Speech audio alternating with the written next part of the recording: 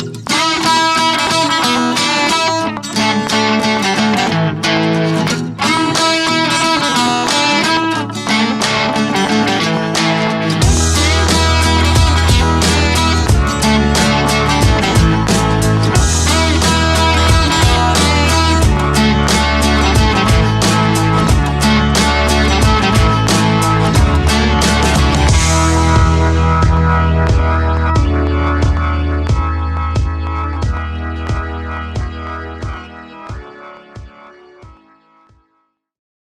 morning, everyone. My name is Taniya Bethke. I'm the Director of Operations for the Council to Advance Hunting and the Shooting Sports.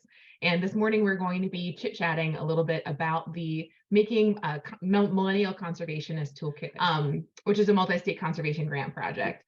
This project is a phenomenal toolkit that was created in partnership between several people that are on the call today, and we will be spotlighting Jenifer Wisnieski and John Gassett as part of that project.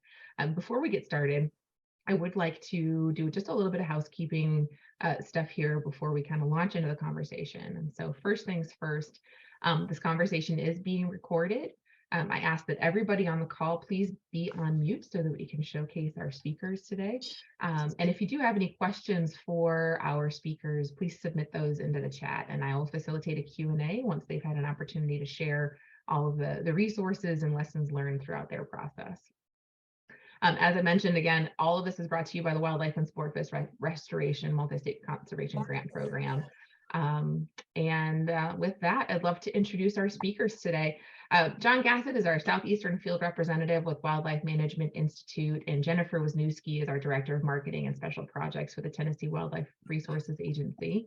And with that, folks, if you could please join me in the conversation and help to describe the ways that you figured out the need for this project. You know, was there foundational research? Was there, a need identified within the R3 community? Kind of where did the need for this project come from? Gonna be a race. John, you first. I don't mind to start just briefly. Yeah, there was sort of an identified need. Based on some research done and some focus groups done by some R3 practitioners. So folks like Jeff Rawlinson from Nebraska and others had actually focus group some of the younger generations, the millennials and Gen Z cohorts, and found that they don't really respond to the same things that we do, the same types of marketing tactics, and they don't have the same interest and motivation. So that kind of spurred us to, and it largely with state agencies who came to the table and said, we really need to make this happen. WMI is really good at securing and managing grants. So we put together a grant to develop some material that hopefully will help recruit and resonate with these younger generations.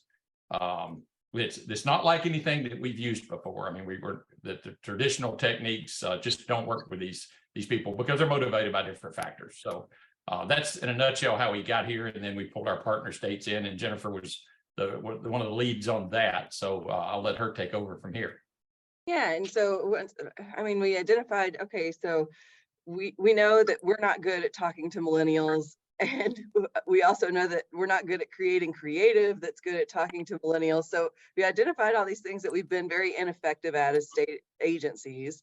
And then we said, okay, we can't do this. Let's find somebody that can. So we put a pitch out for some production companies to give us a pitch for what they did. And we found a great one, ATB Across the Bridge Productions. Worked with them on several projects, and this one was turned out really great. We'll share some of the creative with you, and all of this creative is free for you to use however you'd like. Joey made it. I'll let Joey tell you guys how he made it, but he got actors that actually hunted to come in that, kind of fit a more diverse kind of role and all of that. So the creative turned out phenomenal. And then we took that creative and in a kind of a round 2 of this grant, we implemented it in 4 states in a paid way and some other states in a non-paid way. But I think we can all agree that more ad dollars need to be spent marketing hunting and shooting sports to the public in general, because that's not something that we do in general. So we spent, it was about $100,000 per state. So got some really good engagement numbers that we'll share too. So why don't I go ahead and share some of the creative. Conservation conscious content.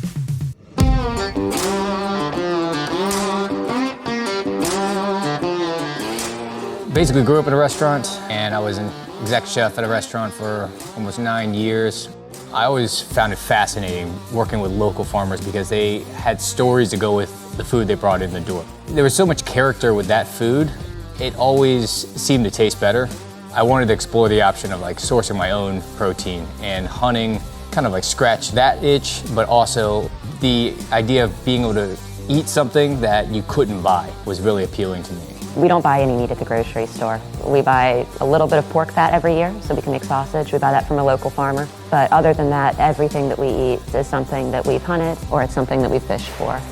We love eating food, and we love having good stories. We love the places that hunting and fishing take us, and we value those experiences more than anything else. Through all the people we've met over the years, they're some of our best friends, and they come from all different types of backgrounds. And I think that is part of the community that needs to be put on the forefront. This is a passionate group of people who care deeply about the animals and the places they live, and protecting them and keeping it there for another generation to enjoy. Find out more, become part of nature, gather your own food, and have fun while supporting wildlife and wild places. Visit huntfish.org. So on this page, you will see just over a dozen videos that are similar, and they have different formats. Let's do a rose. How about let's do a rose? Conservation conscious content. I've always hung out in the woods, and more recently, I've been going out fishing a lot. So getting this opportunity to hunt, it's gonna be neat. It's cool knowing where your food comes from. So we're out here hunting squirrels. At first I was feeling a little iffy just because squirrels are really cute. That was before I learned that squirrels are delicious. I kill squirrels with my car all the time, so I think I'm gonna be really good at this. You do still have some animal instincts. I saw the squirrel and my first thought was, there it is. I got my gun up immediately, no hesitation, shot at it. I went out, I spent my energy for the day finding food, and then had something to fuel me for tomorrow. And that's how we should be living. Have fun outdoors while conserving wildlife and wild places. Visit huntfish.org. All of these videos are here for you to download, to use however you like. They're yours. Please take them and run with them. And I wanted to share with you, so we can't just put a 4-minute video on social media and expect people to digest it. So we had our marketing firm trim these down for us. So I wanted to share with you the 18-second version TikTok ad that we did. Hunting provides more than adventure and fun with friends. It conserves wilderness and habitat and sources good natural food. Become part of nature. Gather your own food. Be a hunter. Be a conservationist. And we placed these ads in Tennessee and Virginia and Nebraska and in Arizona, and have results from 3 of those 4 states. We just finished these campaigns up last month, so or at the end of the year, so it's very new. But here you see Virginia. You can see what we spent on Facebook ads and the revenue that was generated from those, and that's direct click through from the ad to purchasing a license. So you see these are performing as we are wanting them to, and you see which creative performed the best. And all of these again are on the R3 Clearinghouse if you want to do a deep dive and see any of the things that you think you might want to see. So there's also YouTube ads and their conversions and all that. And the YouTube ads were a longer format. They were longer than 18 seconds. We used some of the whole videos and our YouTube creative. TikTok ads. TikTok's a great place to get huge numbers of impressions, but I'm sure all of us are very aware of some of the difficulties state agencies and governments may be having with TikTok. So that might not be a place that you want to focus. But we also did Snapchat, which is another low-cost place to get a lot of impressions from this millennial Gen Z generation. So that was Virginia. Here we'll look at Tennessee's results. Similar spends, similar performance. So totally different state. And these ads are still resonating. Same thing with Nebraska. So totally different Midwest feel. And they had very similar results too. So all of this again is in the clearinghouse, and you can feel free to go through it all piece by piece and put it together for yourself and see how your state could benefit from using the toolkit as well, or any of these videos. Thanks so much for that overview. And I think you're showing us the depth and breadth of this campaign. Like, this isn't just something that got thrown at the wall last month and we're just trying to roll it out. This is something that's been tested in numerous states, was created based on research and desire and need within our community, that's now available to meet the very specific need of reaching a millennial audience. And I really appreciate you kind of deep diving into some of that and showing what's available in the collection. For those of you that are watching, we do have links that were shared in the chat, so you can access that full collection, as well as the samples that Jenifer just started kind of showing us, if you want to see how that works. I'd like to rewind a little bit in the process. We talked about meeting up, creating this research and kind of responding to the research that our regions had an opportunity to pull together and say, there's a need here. And so you created this multi-state grant and pulled partners together. Once you got into this, what was it like to find the people to interview for these videos? Like, I've watched all of these, and I think the stories that they're telling are phenomenal. How did you source the talent for this project? Joey, do you want to talk to that?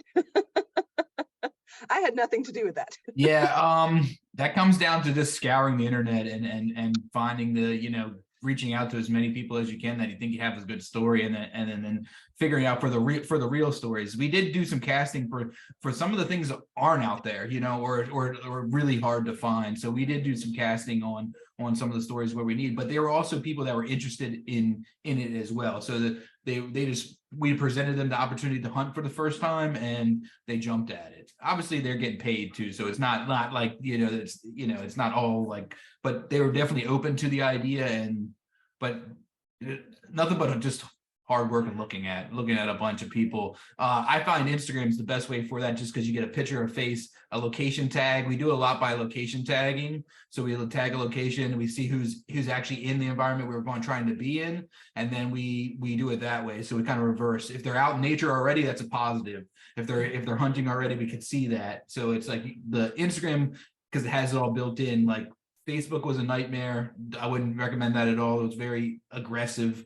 One of the best ones we found was through a blog, though, with the Elevated Wild, which is a great guy that lives off the land. That was they write, so that we found them through a blog. But most of them, I would say 80% of the people come from Instagram because of the communication ability, and they're already in a social world, so it kind of like sets up for that content a little better in general. So walk me through this, right? As somebody who's created a photo toolkit where we were looking for talent, sourcing talent for the photo toolkit, did you just you check out their profiles on Instagram and you send them messages through Instagram? You say, hey, this is what we're trying to do. Like, talk to me about that. Yeah. And so what I do always is, because obviously it's weird to be messaged randomly from somebody random, right? So right. I always start with a comment, usually on their page, about something that I truly like that they did. So I start from an authentic place. Like, I look at their stuff and be like, if it's, I like this about you because it's coming from an honest spot. So we're starting from an authenticity place, which that's where I was compared to, like, there's a lot of groups on Facebook that are groups where it should be gold mines, but this is so negative instantly. People always think you're after something when they're talking there. That's why I thought Facebook, that one-on-one conversation with them about something real that they are doing. I think that's the key of the conversion, is to break down the walls, is to say, we like this about what you're doing, and we could see it potentially fitting, and here's what we're trying to do. And it's a great mission. Conservation, everybody kind of is on board in theory with it. It's just they don't necessarily always know how it's done. So I think that in and of itself, what you just pointed at is all of us are trying to source talent. All of us are trying to tell stories. We're trying to be representative of broader audiences in conservation. Just even that takeaway of how to create relationships is something that we're all looking towards. So thank you for sharing that, Joey. I really appreciate you being willing to chime in. So with that, okay, so you made these relationships, you started picking out locations and where the people were around those locations. From there, you know, can you talk to me a little bit about the process of creation? I know you've got your team. Like once you got the videos, how did you decide what you wanted to do with this? We pitched. I'm sorry. We pitched all these concepts first. So like when I went to John, we gave him like, we kind of did a wide bath. Like we didn't just do one style of content because we didn't 100% know what was going to work. So we did a reality TV show. We did a like straight up just about conservation. We did a personal story. We tried to hit it from a bunch of different angles and a bunch of different techniques of how to do it, not knowing 100% what's going to connect, but knowing that you need a lot of content, and you know, these were our ideas on how we think based upon previous things that have worked. Like, you know, we didn't just, you know, obviously, you know, everybody's watching content all the time, so there's a way of seeing what works, but we definitely cast a wide net when it came to the creative and style. Thank you for that. And I mean, you can see a richness in pictures and focus on food in a lot of that video that's really resonates with a lot of food motivated folks. Definitely stood out to me in a lot of these pictures. You know, Jenifer and John, from your perspective, talk to me a little bit about that. We knew that food motivation, you know, we know they hate trophy shots. We know they hate, you know, a lot of the stuff that old white guys like is exactly what they don't like. So if John liked it, we said, don't do it. No, I'm just kidding. But from the research, from the focus groups, we knew they wanted food motivated. We wanted the conservation message. And so we took those two main points and said, okay, how can we tell this story about hunting through those things? And that's was kind of the direction that we gave Joey to go run in. And that's what he did. And we had a group of 17 states from all across the country, you know, approving these scripts and, you know, making sure that what we did resonated and was going to be useful to a state after it was done. So that's kind of how that worked. I think you just called me the old white guy barometer, Jenifer. I did.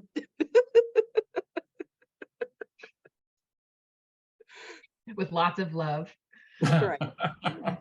No, and I think to that key point, I think it's really important that we are responsive to our changing audiences and that we can meet them where they are and be able to speak a language and resonate on specific messages that are important and leverage the values of all of our audiences, right? And the messaging that we share with our traditionalist audiences will look different from the messages that we share with upcoming audiences and blooming populations. And so I think it's great that you're responsive to some of those needs and have now had an opportunity to test some of the messaging. From that, you know, John, being a part of this process, what was the key role that you were able to play within the project, and what was it like for you?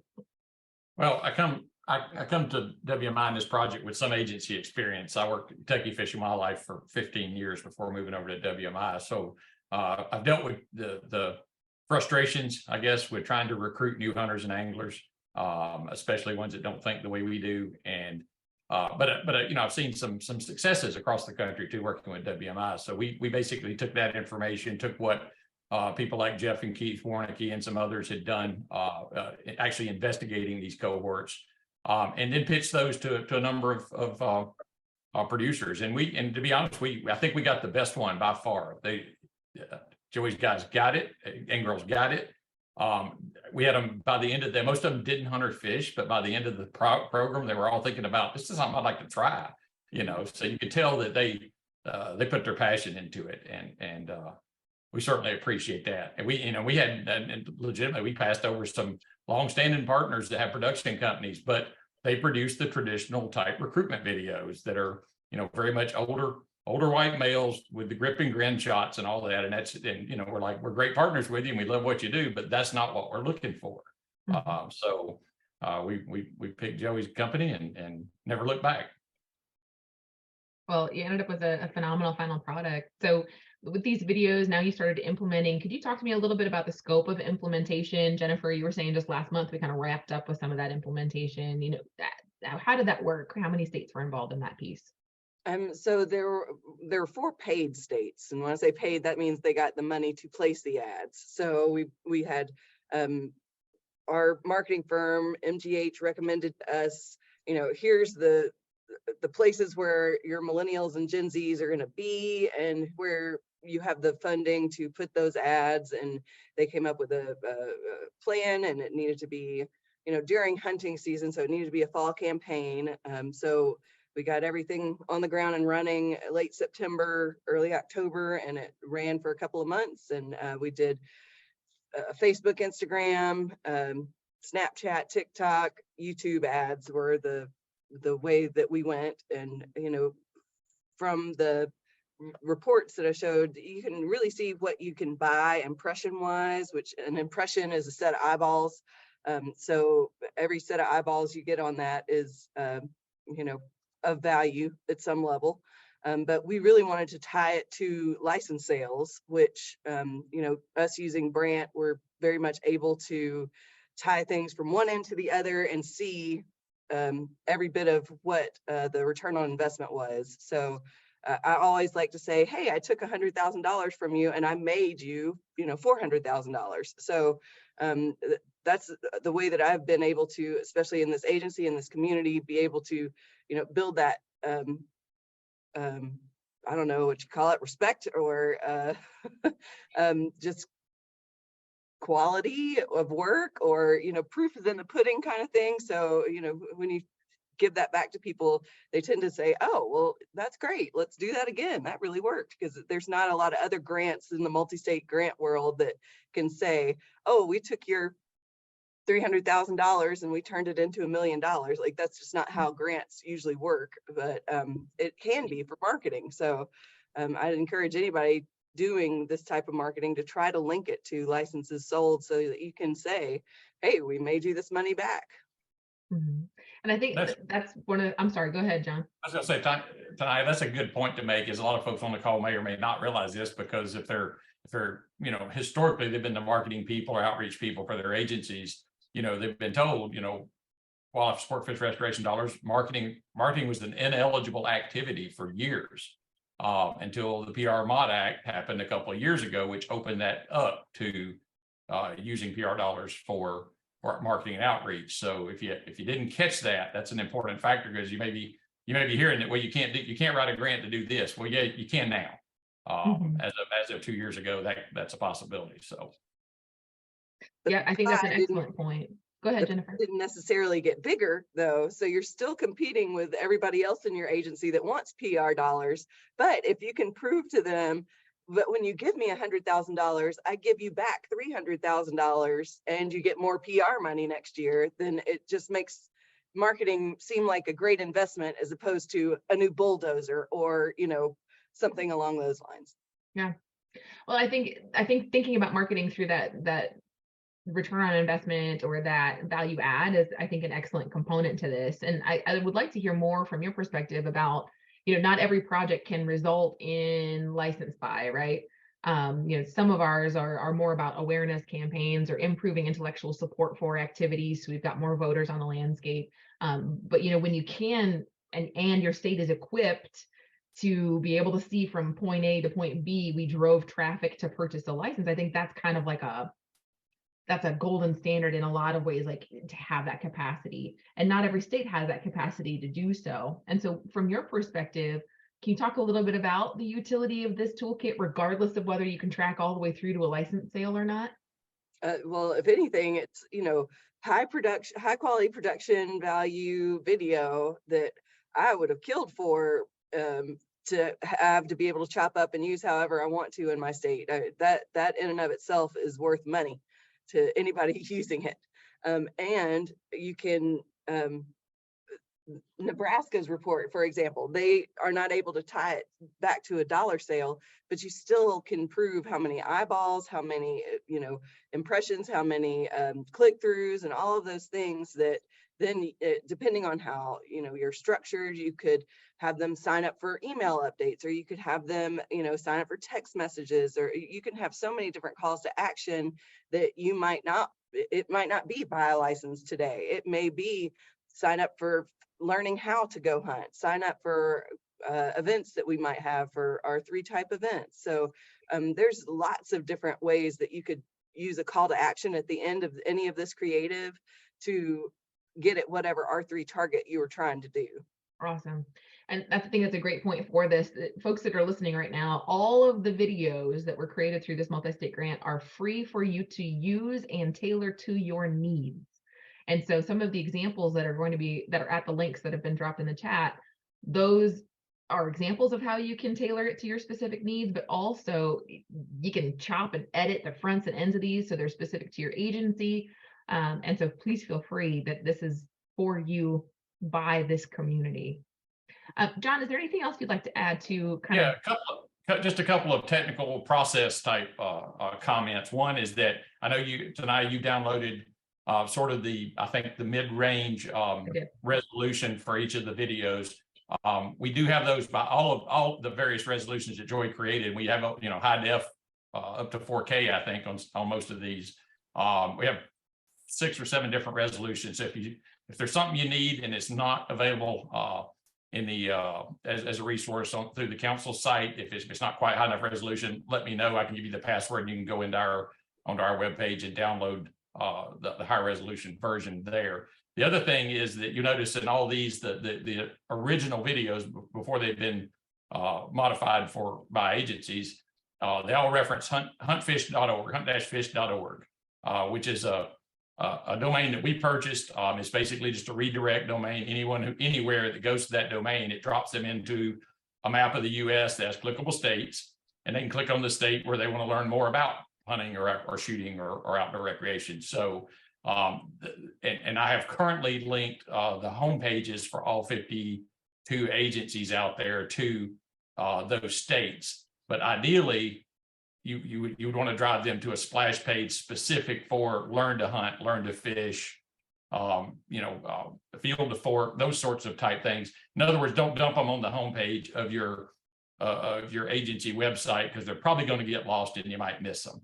That doesn't really apply to an agency that takes them and modifies them down and uses them in very specific circumstances. But if they're broadcast to a wider audience with that hunt-fish.org, and they click on your state, if they land on a place that says, here's the thing you need, here's what you need to know to learn how to hunt, versus here's all the seasons and bag limits and closures and all the things that we put on all of our state agency front pages. So if you have a better web landing site than what we have on that map, please just shoot me an email and it'll take me 30 seconds to correct that. We'll link you to the next, to the appropriate landing page.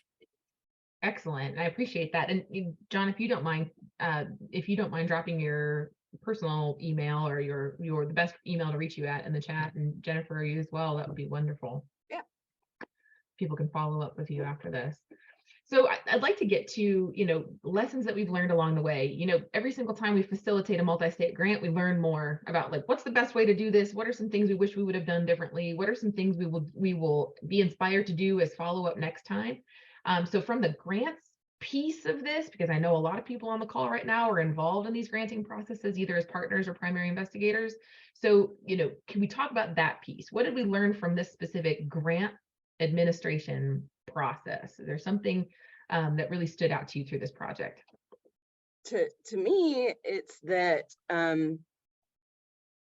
states have their plates full in the marketing departments a lot of time, but if you can, in your grant, build in a cost for the marketing firm to run things, that can be a huge help. So, without our marketing firm, we would not have been able to do this. And they pretty much ran it for all the branch states. That was Virginia, us, and Nebraska. So without their partnership in this, none of it would have gotten done. Mm-hmm. So building capacity within your grant, right? Like offering a margin of your grant for capacity building is helpful. Yeah, and making sure that the funding doesn't have to go through a state agency. So we didn't give any of this funding to any state agency. It went straight to marketing firms and to ATB Productions. So it was, Fish and Wildlife Service to WMI to contractor. It was not, states got the benefit of the dollars, yes, but if I know anything, it's very hard to give a state agency money, and then it's very hard for them to spend the money after you give it to a state agency. So making your grants so that they can be paid straight to a contractor is very helpful. That's a huge takeaway. Go ahead, John. And that's a place where WMI does excel. We sort of cut out the red tape of dealing with state agency procurement and bidding and contracting. So we can do it a lot quicker and a lot faster for a relatively modest fee. So anyone that needs that type of service, we do it for a number of state agencies all across the country every year. And beyond state agencies, WMI does it for the Association for Conservation Information. I mean, heck, they're helping us implement almost $1 million worth of grants this year just through ACI. I know that we've got partners on the landscape that can be excellent add-ons to our grant application process for that facilitation of finances. So it's great to hear about that, because that is certainly something we've all run into on grant administration components, right? How the money works. Is there anything else, other takeaways from this grant administration process, or from the from working with the various teams that you worked with on this project, that stood out to you as major takeaways? You know, after doing Making It Last and this project, there will never be one message for the whole country for hunting. There's just not going to be, because there's too many niche audiences, there's too many generations. And, you know, I think, you know, for a long time, we were saying we need the only you can prevent forest fires of hunting or whatever, but that doesn't exist. And we need to let that idea go. And we need to develop these resources that we can reach out to different segments of the population and pick the ones that we want to reach out to and do it in a better fashion. And I think that that's going to go a lot further than us trying to make the, you know, what got milk campaign for hunting, because it's not going to work. Right, being responsive to specific messaging and needs of the specific target markets that we're working with. It's huge. Ed, I see you in this part of this conversation. If you could just start off, tell us a little bit about the role that you played in this project, and then if you'd love to share any of the insights you gained from this, I'd love to hear from you. Sure. A big part of what we did was we took the highly produced video, and then we really worked with editing that down so that it was tailored to have the best impact for the specific channels that the ads were running on. So for example, for YouTube, you can run a longer form video, but for TikTok and Snapchat, that's where things really change. And you have the younger audiences love to watch the short form video content. And not only that, but then those platforms have very specific kind of nuances. So for TikTok and Snapchat, you probably noticed, if you've watched those videos, the really short ones for Snapchat and TikTok, they have almost like a strange robotic kind of voice giving the message. Well, that's because, you know, with TikTok and Snapchat, those platforms actually, like, that's a tool that's used for a lot of videos. So we wanted to kind of put the videos into that environment so that it's going to have the same kind of effects that are in other videos that are being consumed on those channels. Thanks for hopping in there, Ed. I really appreciate those insights. And you're right, feeling authentic within the environment that you're in is an important key piece. You don't want to stick out like a sore thumb when you're on TikTok doing something wrong. I can vouch for that at Christmas time. I do dance videos with my niece, and doesn't work. But thank you for those insights. So those key takeaways, I think, are really important for us to share, right? Like, what are the lessons we learned from this? This is a learning process. Other people are applying for more money in the future, right? We constantly have lessons to learn from each other. And so along those same lines, I'd like to hear about any best practices for the implementation of these resources. You know, what are any key takeaways or key guidance you would offer states who are going to go download these later today at the links I shared in the chat? I mean, figure out which part of the audience, these 18 to 40 is a large swath of the population. So figure out which part of the audience you're trying to reach, and pick the videos that are going to do that. I mean, it all depends on what your agency's goals are as to how you'd use the videos. I think I saw something about shooting sports in the comments. There's some great recreational shooting videos in there with I'm the J, who is TikTok famous.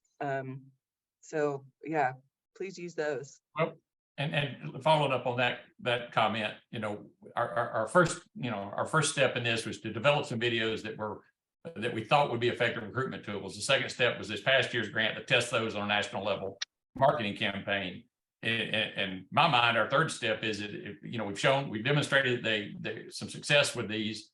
We're waiting for I call them national conservation needs, but the strategic focal areas for the new grant cycle to come out. But I think it's time to put another grant in to do shooting sports, angling, boating. There are a lot of other customer groups with these agencies other than hunters. Shooting sports, as a matter of fact, is probably putting more money. Well, I know they are. They're putting about 80% of the PR funds into the pot annually now, compared to the 20% hunters put in. So we certainly need to address shooting sports and the other customer groups, and we're looking forward to putting a grant together to do that. And add to this database of videos. So we'd love to have it. We'd love to have hundreds there that have regional, geographic variation and diversity of talent, and diversity of message. So, well, I remember as a newborn R3 practitioner dying for resources like this, right? Like I couldn't find anything in the archives that looked anything like this or represented any of the audiences I was working with and learned to hunt programs and learn to shoot programs and learn to fish programs. And so resources, equipping our team of people across the country with resources is a huge piece of the benefit of this granting program and the work that you're doing. So I tremendously appreciate that. So with that, I'd like to move into a little bit of Q&A with the audience. I see some of that's happening kind of organically in the chat, but I'd like to bring that here onto the main stage. And so, Jenifer, I saw we had a comment that said, can you upload these to your YouTube channel? Can somebody else take it and upload it on their own without having to do anything else with it? Yeah, do it. Put your logo on the end. Take off the huntfish.org and put your logo on the end. That's how it's done. That's how you do a little R&D, rip off and duplicate. Let's do it. Hashtag Jenifer Wisnieski, rip off and duplicate. The next question that I saw come through was a little bit about the target audiences. And so I saw, Janice, I saw you were kind of posting some questions and I saw there was a response here, but I'd like, again, to bring that to the main stage. And whether it's you, Catherine, or Joey, if you'd like to respond to these questions on the main conversation, that's fine to jump in. Who specifically did you target? It would be quite amazing if Gen Z millennials who have not hunted saw these videos and bought a license. Was there more criteria, interest, websites they visited, et cetera? How did you find those specific audiences? And go ahead, Jenifer. Yeah, I was going to say, MGH could probably talk a little more specifically to that, but in general, we use exclusion lists so that we're not showing ads to anybody who has a current license, and then further targeting that down to the age range. But Katie, did you want to talk to it? Yeah, I mean, it's exactly what you said, Jenifer. TikTok's a little bit harder with the exclusion list because they don't allow list upload, but all of the other channels, Snapchat, Google, and Facebook allow us to exclude existing license holders. So we targeted those 18 to 40-year-olds, but then we layer in, interest-based targeting. So if they're outdoor enthusiasts, or if they have, conservation, they, appreciate conservationism and those types of layers there. TikTok's a little bit harder. They don't have as many ways to target as far as interest-based. So sometimes that's based on the different tags and things like that. That you can find there. So different channels, everything lookalike audiences. So we can also create lookalike audiences of the actual license holders. Excellent. And we did, Janice, we did have people that had never had a license before click through and buy a license. Strangely enough. Imagine that. There was another question in here about the technical component of this, right? Some of us might actually be filming our own content and wanting to emulate this process on our own with our internal teams. And so there was some question about, do you shoot vertically, horizontally? How do you make content that is usable in these ways? And so Joey, I don't know if you wanted to chime in there about some of your responses. That one's tough. I would say, we do both now, right? But it's usually widescreen first and then vertical second. My suggestion would be to have a vertical plan. If we could shoot vertical content as the main focus, because that's where I have yet to do that for clients, but in major, but it's not the same. Like wide and screen and vertical are very difficult to shoot at the same time. However, we now carry a second vertical rig on a small camera. So we have our main big cameras that we shoot most of the stuff with, and then now we bring up a vertical camera, but we're usually just popping off, extra shots and thinking about it in short form with that camera. Like, okay, we're going to do this clip now. And it's usually less editing too for that. It's like, we're kind of doing a one taker or something like that.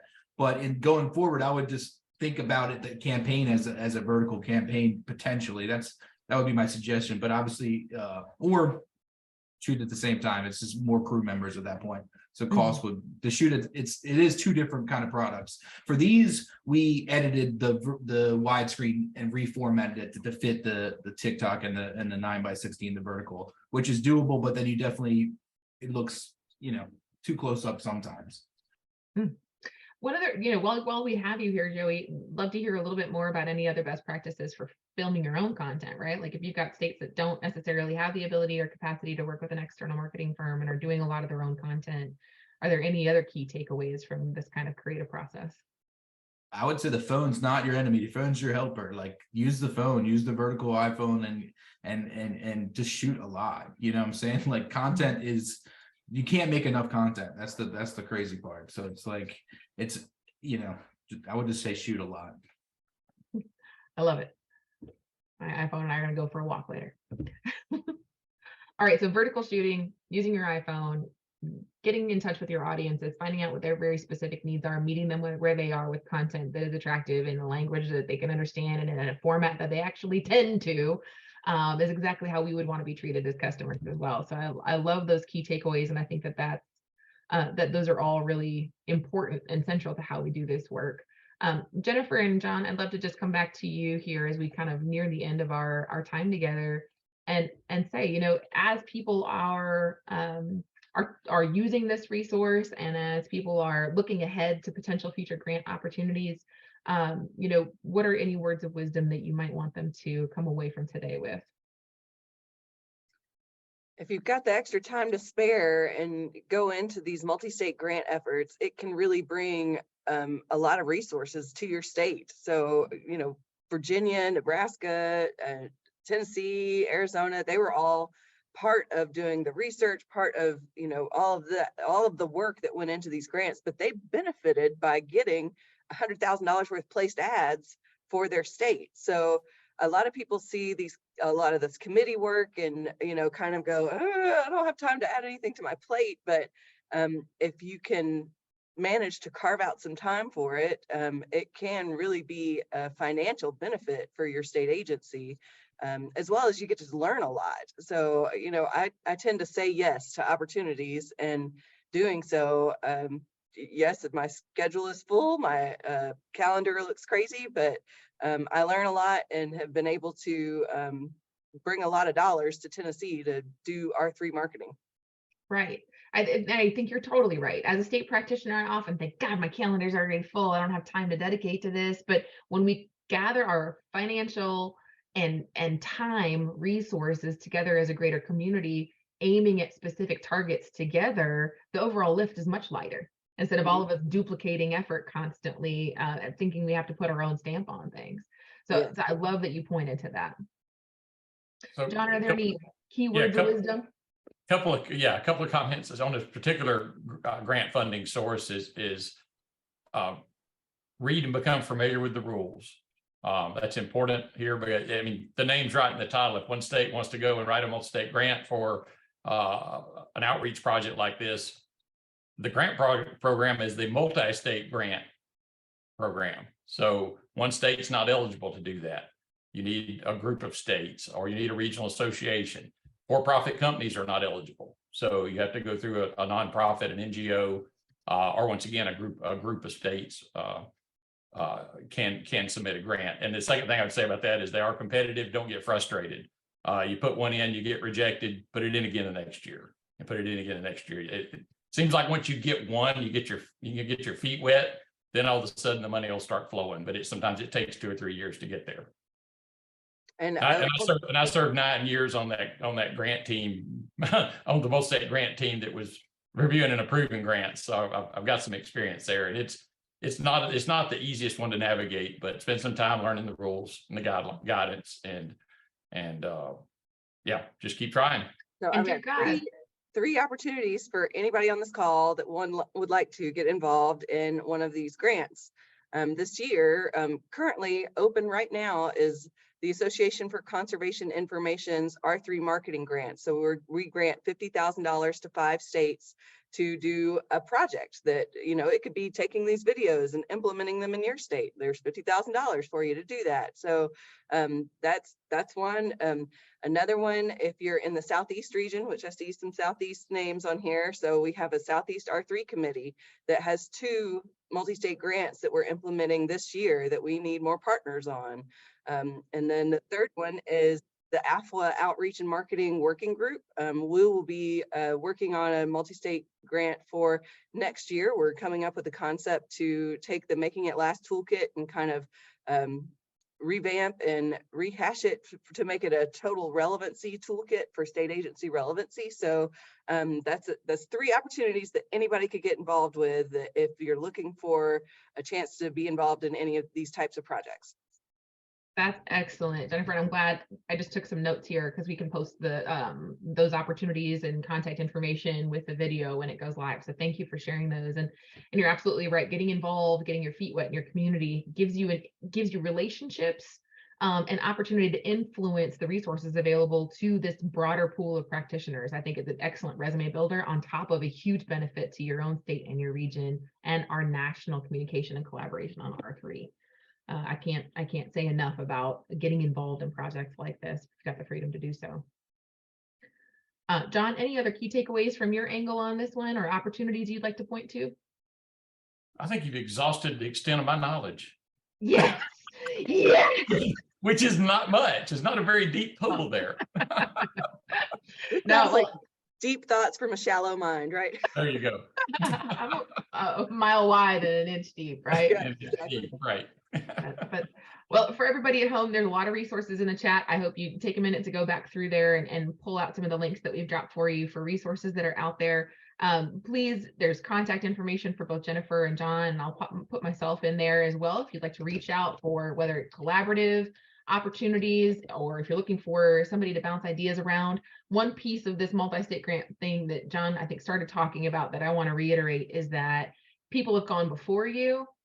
This is a competitive process to get in for grants, but there are resources available to you to help with this process. There are guidelines in the link that I just shared. There are people that are here, including the people on this call, who can be an excellent sounding board for your idea to help you get it built for a way that will be hopefully more likely to be successful in this system.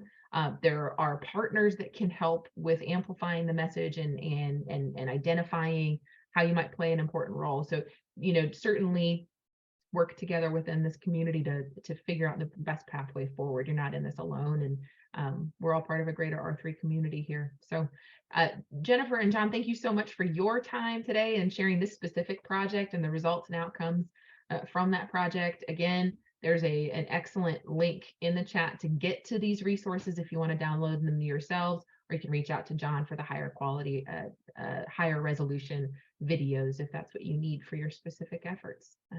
So see a lot of thank you coming in the chat. I hope everybody has a great day, and we'll be posting this video shortly.